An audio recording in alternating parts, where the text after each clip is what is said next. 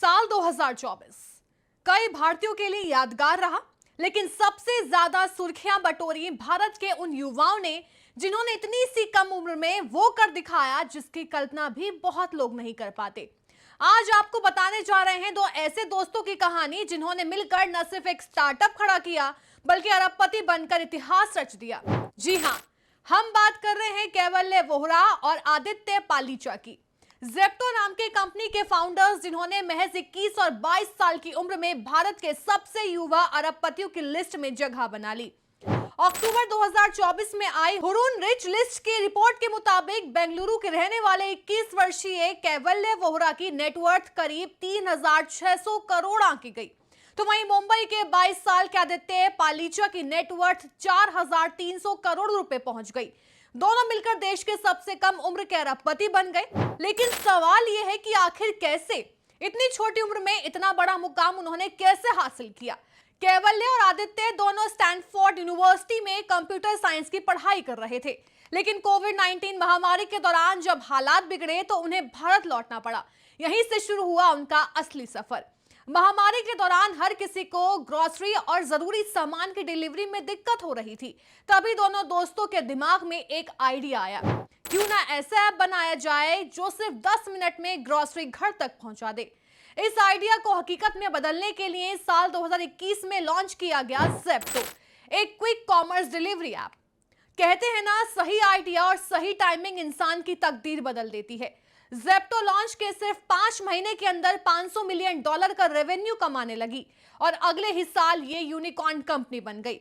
आज ज़ेप्टो मुंबई, दिल्ली, बेंगलुरु, गुरुग्राम और नोएडा जैसे बड़े शहरों में काम कर रही है और देश की टॉप क्विक कॉमर्स कंपनियों में शुमार है। अगस्त 2023 तक इसकी वैल्यूएशन $1.4 बिलियन पार कर गई।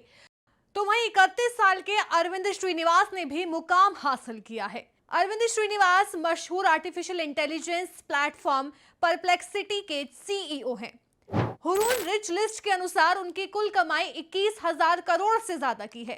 अरविंद श्रीनिवास का जन्म 7 जून 1994 को तमिलनाडु के चेन्नई में हुआ था। बचपन से ही उनकी साइंस के क्षेत्र में रुचि थी। शुरुआती पढ़ाई करने के बाद अरविंद ने आईआईटी एंट्रेंस एग्जाम क्रैक किया और आईआईटी मद्रास पहुंच गए। पढ़ाई के दौरान ही उन्होंने आईआईटी में पढ़ाना शुरू कर दिया।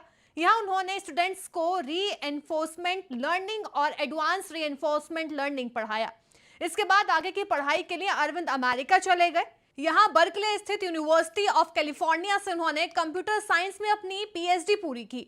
2021 में पीएचडी पूरी होने के बाद श्रीनिवास का पूरा ध्यान रिसर्च पर लग गया। इसी दौरान उन्होंने ऐसे मॉडल्स पर काम करना शुरू किया जो ट्रांसफॉर्मर आधारित मॉडल के जरिए तस्वीरें बनाना, उन्हें पहचानना और एआई वाले वीडियो जनरेट करता था।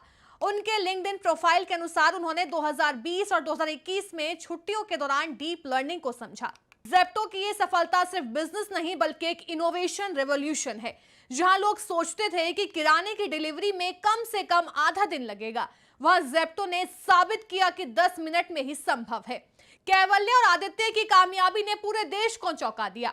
हुरून रिच लिस्ट 2024 में इन्हें सबसे कम उम्र के अरबपतियों के तौर पर जगह मिली। लेकिन सिर्फ ये दोनों ही नहीं, इस लिस्ट में और भी कई युवा नाम हैं, जैसे कि रोहन गुप्ता, भारत पे के शाश्वत नाकरानी, टीएसी सिक्योरिटी के त्रिशनीत अरोड़ा, क्यूपिड के आदित्य कुमार हलवासिया।